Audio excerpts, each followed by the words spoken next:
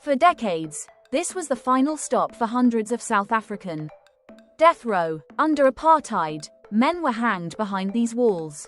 Families never saw the bodies. The state decided who lived and who died. But in 1995, everything changed. Before democracy, South Africa had one of the highest execution rates in the world.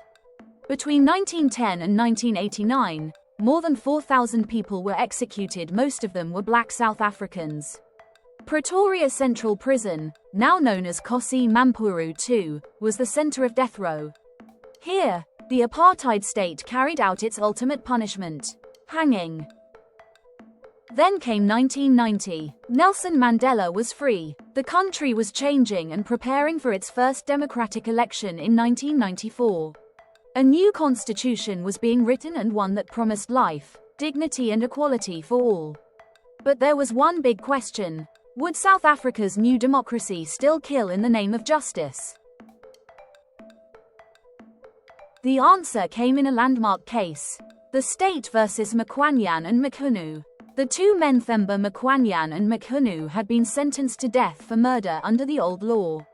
But their lawyers argued that the new constitution made the death penalty unconstitutional. The case went to Constitutional Court, the highest guardian of South Africa's new democracy. And on June 6, 1995, history was made. Chief Justice Arthur Chaskalson delivered the ruling. In a unanimous decision, all 11 judges declared that the death penalty violates the rights to life and human dignity. The rights to life and dignity are the most important of all human rights and the source of all other rights. The death penalty, they said, was cruel, inhuman, and degrading and had no place in a democratic South Africa. The decision sent shockwaves across the nation. For some, it was a victory for human rights and compassion. For others, especially victims' families, it was controversial.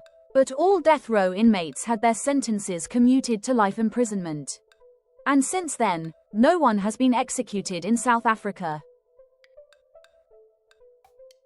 More than 30 years later, South Africa still upholds that decision.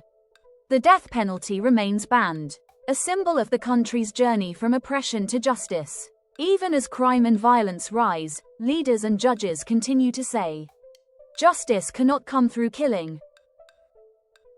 The day South Africa ended death row was more than a legal victory. It was a moral turning point. A nation once built on death chose life and never looked back.